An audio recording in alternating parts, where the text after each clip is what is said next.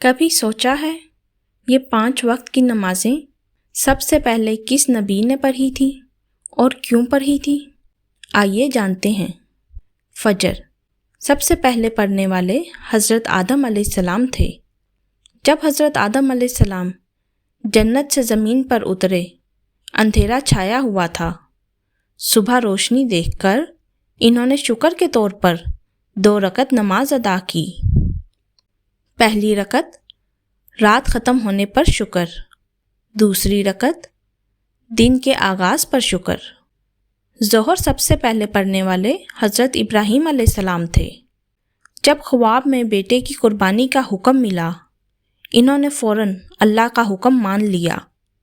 جب قربانی قبول ہوئی اور آسمان سے دمبا بھیجا گیا تو حضرت ابراہیم علیہ السلام نے شکرانے کے طور پر ظہر کی نماز ادا کی۔ عصر سب سے پہلے پڑھنے والے حضرت یونس علیہ السلام تھے۔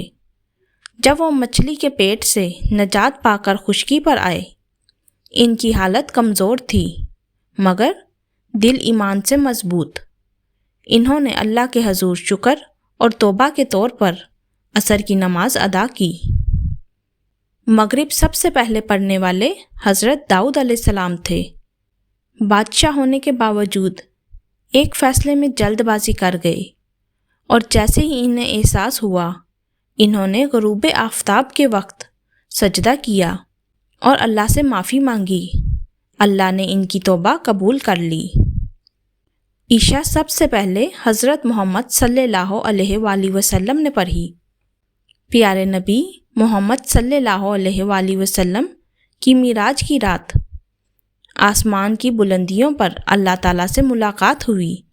اسی رات 5 نمازیں فرض ہوئی اور آپ صلی اللہ علیہ وآلہ وسلم نے سب سے پہلے عشاء کی نماز ادا کی۔